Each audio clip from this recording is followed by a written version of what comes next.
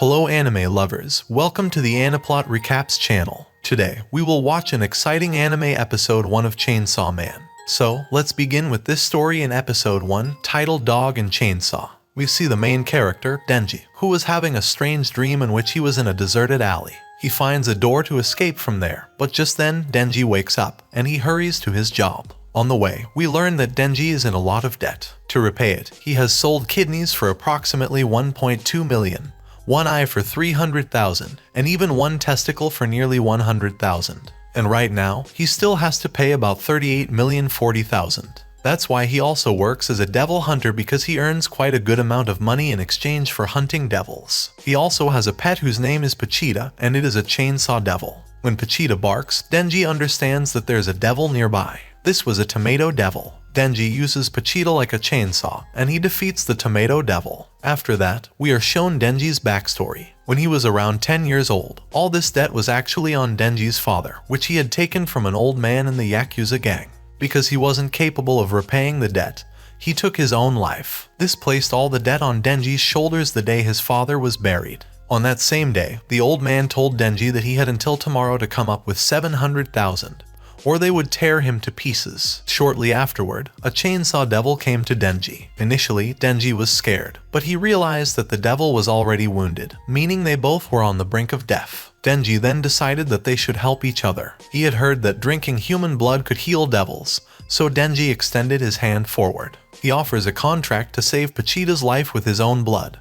And in return, Pachita has to help Denji escape the Yakuza. The next day, Denji, with Pachita's assistance, defeats a small devil and suggests to the Yakuza that they hire him as a devil hunter. He promises to gradually pay off their entire debt this way. Because devils have a good price on the black market, the old man agrees. The story then returns to the present, and the old man informs Denji that the tomato devil's price in the black market is around 400,000. However, after deducting Denji's management fee and other costs, they only receive 70,000.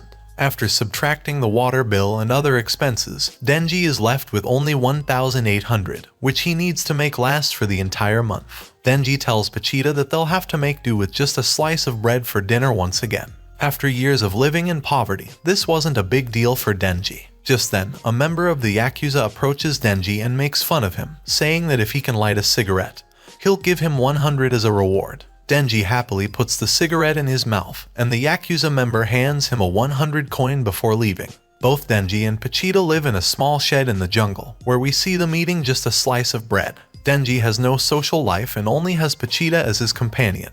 Denji recently learned that bread isn't meant to be eaten dry but with jam. However, for both of them, this is just a dream. As long as Denji has this debt hanging over his head, he can't live a normal life. It means he will die single because he can't invite any girl to his shanty or take her on a date to an expensive restaurant.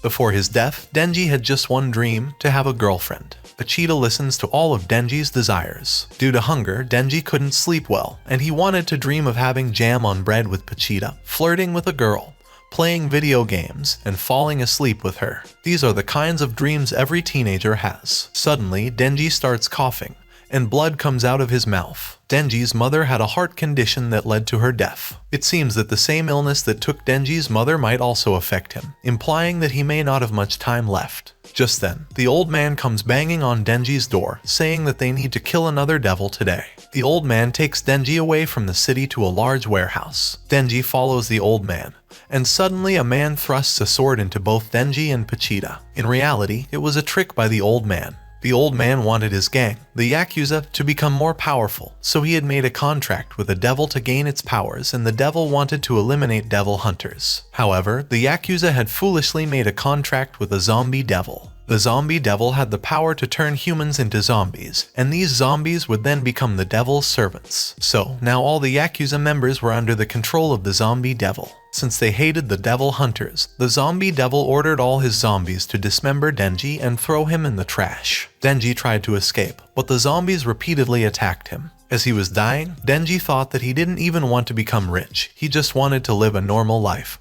But that also wasn't in his fate. In the end, the zombie devil dismembered both Denji and Pachita and placed them in a garbage bin. Denji's life was fading, and Pachita was also on the verge of death. In that moment, a drop of Denji's blood landed in Pachita's mouth, providing some healing. It triggered a memory in Pochita of a conversation with Denji when he used to cut down trees for extra money. Denji had told Pochita that one day he would definitely die while fighting a devil. When that happened, Pochita would either die of hunger or be killed by a devil hunter. But Denji had heard that some devils possess the power to take control of a dead person's body. So, he hoped that if he died, Pochita would possess his body and escape far away from the Yakuza to live a normal life. In the present, that's exactly what Pochita does, merging with Denji's body. Denji's body fully heals, and they have one final conversation where Pochita is able to talk like a human. Pochita explains to Denji that he isn't trying to take control of his body but is making a new contract. In this new deal, Pochita has given his heart to Denji. In exchange, he wants Denji to live a normal life and fulfill all the dreams they had together. Essentially, Pochita sacrifices himself to save Denji. And because Denji now has a devil's heart, his body is completely healed. His heart condition, his eye, and kidney problems are all cured. As Denji is brought back to life and fully healed, he notices a cord hanging from his chest, which was actually Pochita's tail that he could pull to activate the chainsaw. The zombie devil, seeing Denji alive, sends his zombies to kill him. Denji contemplates how these Yakuza members already had a good life, and he wonders what more they could want by making a contract with a devil. He realizes that no matter how much humans have, they always want more and are never satisfied. He doesn't blame them for it, but because they stood in the way of his dreams, he knows he has to kill them. With that thought in mind, Denji pulls the cord, and a horde of zombies descends upon him. Suddenly, the sound of a chainsaw starts, and Denji emerges from the pile of zombies, his body now hosting Pochita's chainsaw powers. Chainsaws had manifested on both his hands and head, making him a walking chainsaw. Denji, now transformed, begins cutting through the zombies. After eliminating the zombie devil, the remaining zombies start closing in on Denji. He realizes that by killing all of them, he can be free from the debt. Since these Yakuza members had hired him to defeat the devil, that's exactly what he does. Denji proceeds to systematically cut through each zombie one by one. Morning arrives, and a car stops near the warehouse. Some public safety devil hunters exit the vehicle. These hunters work for the government and have come here to eliminate the zombie devil. However, when they see the warehouse full of zombie corpses with Denji standing among them, one of the hunters suspects that Denji might be a devil himself. But Makima, who possesses a powerful ability to sense things, confirms that Denji is neither a human nor a devil. Makima approaches Denji and he collapses. While falling, he asks her to embrace him, which she does. As they hug, Denji's chainsaw parts melt and he appears as a regular human once again. Now, Makima gives Denji two options. She can either treat him as a devil and kill him, or she can keep him as her pet. Denji doesn't want to die, so he asks Makima what he'll get for breakfast. Makima thinks for a moment and then describes a meal with buttered and jam-covered bread, salad, coffee, and something sweet. This breakfast is like a dream come true for Denji, and he immediately agrees to become Makima's pet. And that's where this episode comes to an end.